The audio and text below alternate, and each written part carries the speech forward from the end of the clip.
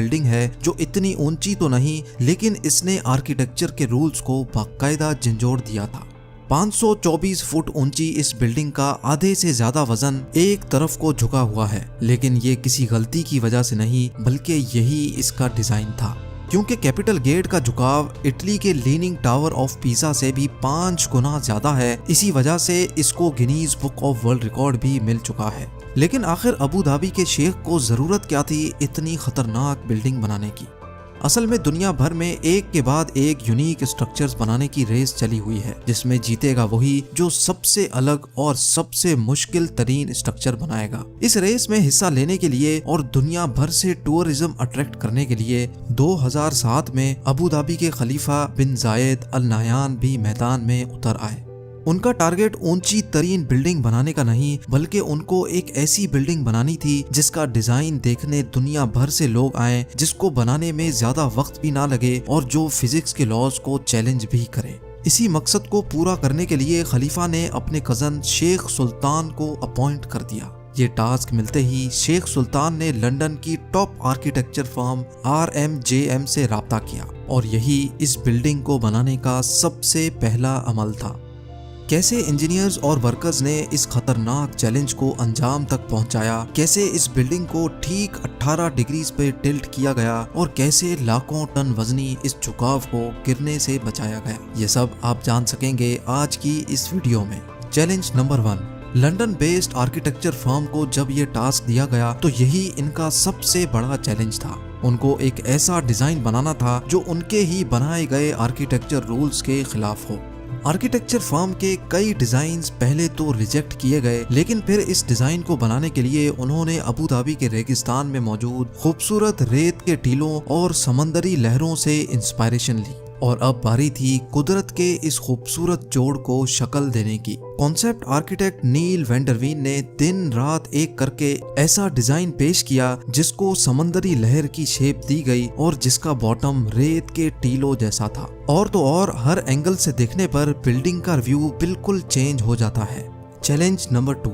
यह डिजाइन शेख सुल्तान को पसंद तो बहुत आया, लेकिन इसमें एक मसला था। जी हाँ, कैपिटल गेट के डिजाइन को रियलिटी बनाने के लिए एक्स्ट्रा ऑर्डिनरी इंजीनियरिंग चाहिए थी, क्योंकि डिजाइन के हिसाब से बिल्डिंग का टॉप उसके बॉटम से पूरे 108 फीट हटा हुआ था और जिसकी वजह से बेइंतहा फोर्सेस पैदा होंगी जो बिल्डिंग की फाउंडेशन को जमीन से ही उखाड़ देंगी।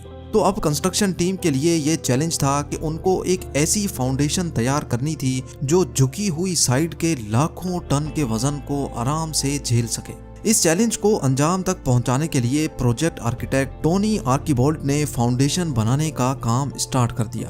कैपिटल गेट की फाउंडेशन में 400 कंक्रीट पाइल्स इस्तेमाल करने का फैसला किया गया, यानी इस बिल्डिंग का सारा लोड लोहे के मोटे मोटे पाइप्स और उनके अंदर भरे कंक्रीट पे डाला जाने वाला था। लेकिन ये कोई आम फाउंडेशन नहीं थी। जिस साइड पर बिल्डिंग झुकेगी उसके नीचे फाउंडेशन पर 200 पाइल्स लगाए गए, जबकि दूसरी साइड वाले पाइल्स की लेंथ ज्यादा रखी गई, जिनको जमीन के अंदर ही मौजूद बड़े बड़े पत्थरों में ड्रिल करके अंदर घुसाया गया। इंजीनियर्स का ख्याल था कि इस तरीके से फाउंडेशन का लोड पूरी तरह से डिस्ट्रीब्यूट हो जाएगा। ये तो था फाउंडेशन बनाने का सिर्फ plan. Challenge number 3। Capital gate का डिजाइन भी तैयार था और अब इंजीनियर्स ने लीनिंग टावर का लोड डिस्ट्रीब्यूट करने के लिए एक एक्स्ट्रा ऑर्डिनरी फाउंडेशन का प्लान भी तैयार कर लिया था। अब टाइम था फाउंडेशन का काम स्टार्ट करने का। इस फाउंडेशन के लिए बहुत बड़े लेवल पे खुदाई की जरूरत थी और तकरीबन 9600 टन मिट्टी जमीन से निकालनी थी। यानी सिर्फ फाउंडेशन डालने के लिए जमीन से निकलने वाली मिट्टी का वजन ही 1600 हाथियों के वजन के बराबर होना था। इस काम को अंजाम देने के लिए 8 महीनों का वक्त रिक्वायर्ड था, लेकिन अचानक एक और मसला आ खड़ा हुआ। जी हाँ, इस मौके पर शेख सुल्तान ने इस बिल्डिंग की डेडलाइन जारी कर दी थी, क्योंकि ठीक 2 सालों के बाद अबू धाबी में फ्यूचर एनर्जी समिट होना था। इसी वजह से खलीफा चाहते थे कि इस एनर्जी समिट से पहले ही बिल्डिंग कंप्लीट हो जाए। यानी अब इंजीनियर्स के पास सिर्फ 24 महीनों का वक्त था, जिसमें उनको फाउंडेशन भी डालनी थी, बिल्डिंग भी खड़ी करनी थी और इंटीरियर का काम भी कंप्लीट करना था। ये चैलेंज मिलते ही कंस्ट्रक्शन की पूरी टीम में एक अफरा तफरी सी मच गई थी, जिसकी वजह से उनको पूरा कंस्ट्रक्शन टाइम फ्रेम ही चेंज करना पड़ा। यानी जिस फाउंडेशन पे 8 महीनों का वक्त रिक्वायर्ड था उसको दिन रात एक करके सिर्फ 3 महीनों में ही कंप्लीट कर लिया गया, क्योंकि इसके अलावा और कोई ऑप्शन भी नहीं था। Challenge number 4। जैसे ही फाउंडेशन पूरी तरह से सूख गई, कंस्ट्रक्शन टीम एक बार फिर से मैदान में उतर आई। अब इनका चैलेंज था टावर की कंस्ट्रक्शन स्टार्ट करने का, लेकिन यहाँ उनको एक और चैलेंज का सामना करना पड़ा। नॉर्मल स्काई स्क्रैपर्स एक सॉलिड कोर के गिर्द बने होते हैं जो बिल्कुल सीधा ऊपर तक जाता है, लेकिन कैपिटल गेट के केस में अगर ऐसा ही कोर बनाया गया तो झुकाव की वजह से कोर एक तरफ को मुड़ भी सकता है, जिसके इंतहाई खौफनाक नतायज भी हो सकते हैं। इस मसले से निपटने के लिए इंजीनियर्स को रिवायती सोच से हटकर काम करना था, जिसके लिए ये प्लान किया गया कि कैपिटल गेट का कोर सीधा नहीं बल्कि कर्व्ड बनाया जाएगा और कोर मुकम्मल होने के बाद बिल्डिंग का बकाया हिस्सा इसके इर्द गिर्द फिट किया जाएगा। लिहाजा अब कर्व्ड कोर का काम जल्द अज जल्द स्टार्ट करना था ताकि डेडलाइन से पहले ही काम खत्म हो सके। Challenge number 5। इस खास किस्म के कोर को बनाने के लिए हैरत अंगेज तौर पे 2 करोड़ 15 लाख केजी का स्टील और 3 करोड़ 60 लाख केजी का सीमेंट कंक्रीट इस्तेमाल होना था। लेकिन अब यहाँ एक और मसले ने जन्म लिया। अबू धाबी की कड़कती गर्मी में दिन के टाइम पर पारा 50 डिग्री सेंटीग्रेड तक पहुँच जाता है। अगर कंक्रीट को इस गर्मी में डाला गया तो वक्त से पहले ही वो खुश्क हो जाएगा, जिसकी वजह से कोर में क्रैक्स पड़ने का खदशा था। लिहाजा अब कंस्ट्रक्शन टीम को एक ऐसा सॉल्यूशन सोचना था जिससे कंक्रीट डालते ही खुश्क ना हो। आखिरकार ये सोचा गया कि कंक्रीट बनाते वक्त जो पानी डाला जाएगा वो नॉर्मल टेम्परेचर का नहीं बल्कि ठंडा पानी होगा, और जिस वक्त कंक्रीट डाला जाएगा वो दिन का टाइम नहीं बल्कि रात का समय होगा जब टेम्परेचर 30 डिग्री सेंटीग्रेड तक गिर जाता है। ये काम अंजाम देने के लिए आइस फैक्ट्री से बर्फ मंगाई जाती, जिसको पिघलाकर ठंडे पानी के तौर पे सीमेंट और पत्थरों के साथ मिलाकर कंक्रीट मिक्सचर बनाया जाता था। तकरीबन 150 रातें यानी 5 महीने लगाकर कैपिटल गेट का कर्व कोर कंप्लीट कर लिया गया। Challenge number 6। अबू धाबी के सेंटर में वर्ल्ड क्लास स्ट्रक्चर बनाया जा रहा था, जिसका आधे से ज्यादा काम पूरा हो चुका था, लेकिन असल चैलेंज अभी बाकी था। जी हाँ, कंस्ट्रक्शन टीम ने कोर को तो थोड़ा कर्व्ड शेप दे दिया था, मगर अब बारी थी बिल्डिंग के असली झुकाव की, जिसके लिए डायग्रेड टेक्नोलॉजी का इस्तेमाल होना था, जिसमें लोहे से बना फ्रेम छोटे छोटे हिस्सों में कोर के गिर्द लगाकर बिल्डिंग को झुकाया जाना था। टोटल 720 लोहे के बड़े बड़े फ्रेम्स बनना थे, लेकिन बिल्डिंग की शेप की वजह से हर फ्रेम को अलग से डिजाइन करना था। यानी टोटल 720 लोहे के फ्रेम्स, हर एक फ्रेम का वजन 16,000 केजी और हर एक फ्रेम की शेप एक दूसरे से अलग होगी।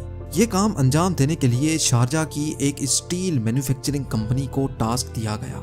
क्योंकि हर फ्रेम की शेप एक दूसरे से अलग थी, इसी वजह से पूरे 720 फ्रेम्स कंप्लीट करने में इनको 5 महीनों का वक्त लग गया। Challenge number 7। आखिरकार वर्कर्स की अनथक मेहनत के नतीजे में कैपिटल गेट का डायग्रेड भी कंप्लीट हो गया और साथ साथ विंडो पैनल्स लगने का काम भी चलता रहा। अब बिल्डिंग में सिर्फ छोटे मोटे काम ही बाकी थे, जो शेख सुल्तान की दी गई डेडलाइन से पहले ही कंप्लीट हो जाने थे। बिल्डिंग अब हैंडओवर के बिल्कुल करीब ही थी कि अचानक अबू धाबी के खलीफा के ऑफिस से एक मैसेज आया, जिसमें उन्होंने कैपिटल गेट के टॉप पर एक हेलीपैड की फरमाइश कर दी। ये मैसेज कंस्ट्रक्शन टीम के ऊपर पहाड़ बनकर गिरा, क्योंकि फाउंडेशन से लेकर डायग्रेड तक सब कुछ कंप्लीट हो चुका था और कैपिटल गेट का सारा लोड पहले से कैलकुलेटेड था। यानी डिजाइन बनाते वक्त हेलीपैड और हेलीकॉप्टर का वजन शामिल नहीं किया गया था। यह मसला कैपिटल गेट की कंस्ट्रक्शन के दौरान खड़ा होने वाला सबसे बड़ा मसला साबित हुआ। लिहाजा अब फिनिशिंग का काम रोककर एक बार फिर से सारी स्ट्रक्चरल कैलकुलेशंस दोबारा की गई। कैलकुलेशंस के बाद ये नतीजा निकाला गया कि स्ट्रक्चर हेलीपैड का वजन तो बर्दाश्त कर लेगा, लेकिन स्ट्रक्चर का डिजाइन कुछ ऐसा है कि तेज हवा के मौसम में हेलीकॉप्टर बिल्डिंग पर लैंडिंग के दौरान क्रैश भी कर सकता है। लेकिन अब किसी भी सूरत में ये हेलीपैड बनाना था, क्योंकि अब ये शेख की फरमाइश थी। इसी मकसद के लिए लंदन में कैपिटल गेट के मॉडल को विंड टनल टेस्ट किया गया, जिसमें ये बात साबित हो गई कि तेज हवा में बिल्डिंग पर हेलीकॉप्टर की लैंडिंग खतरे से खाली नहीं होगी। विंड इंजीनियर लीगटन ऑरेलियस ने ये सजेशन दी कि अगर हेलीपैड के डिजाइन में चेंजेस की जाएं और हेलीपैड की ऊंचाई को 2 मीटर कम किया जाए तो ये मसला काफी हद तक कम हो सकता है। मॉडल में हेलीपैड का डिजाइन चेंज किया गया तो हैरत अंगेज तौर पे विंड इंजीनियर की सजेशन सच साबित हुई।